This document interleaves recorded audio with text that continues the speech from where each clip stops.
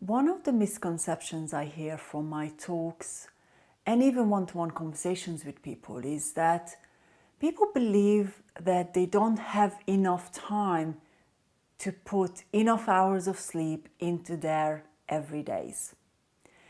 And the reason it's a misconception, because of course we do if we choose to. So I'll jump into giving you an example of one of my clients. So I often work with entrepreneurs who have multiple businesses. So when you've got someone in front of you who's got 5 businesses and they're running or partly running all 5 of them, now you can imagine how busy diaries they have. Or another example where you've got a really busy executive in a corporate workplace, perhaps even with international travel. I'm sure you can imagine the busyness of their diary and, sometimes their PA not being able to even fit a little bit of time for them to take a break. I understand that, but even people at that level have the choice and can manage their time differently if they choose to.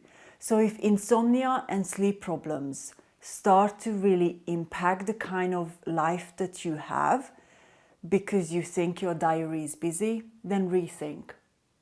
There are times that you can carve out to be able to recharge. So instead of you sleeping 3 hours a night and you start sleeping 6 hours a night, imagine your productivity improving. You're really gonna be able to focus. You're really gonna be able to complete things rather than rushing from one thing to the other and doing your best to multitask, but actually none of the things are being finished. None of the things are being completed. And perhaps you get to the nighttime when all these unfinished projects or tasks come rushing back and keeping you awake. So my invitation to you is pause for a moment, look at your diary and see how you can change things around so that you can put consistent amount of sleep into your diary. I know it's not easy. I mean, with one-to-one clients, we really have to look at their diary and over time change things around. So it takes time, but it is completely possible. I've had clients who just made a different choice and started putting themselves first a little bit, and that completely changed their sleep.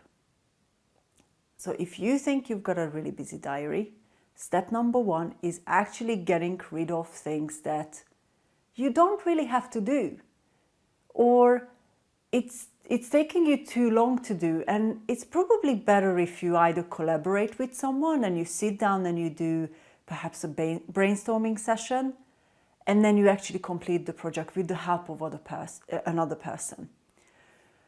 The other thing that you can do is start incorporating smaller breaks into your day. Smaller breaks so you can first of all nourish yourself.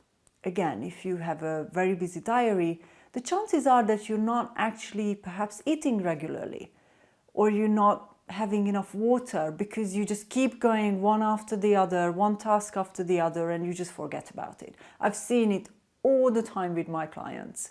Not having breakfast because they wake up and they rush into the office or they have a meeting to go to. But you can.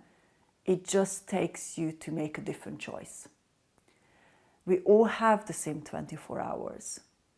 And what I'm telling you, and I'm convinced that you can do that too, is to carve out enough time for you to sleep well.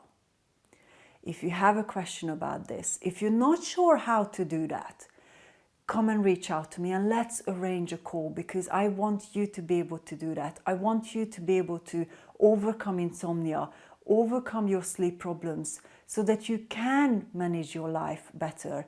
You can have time for the things that matter to you. So my invitation is there. Come and talk to me. I would love to be able to help you get over this part of the whole problems around insomnia and sleep problems. Thank you for watching, and I'm looking forward to hearing from you.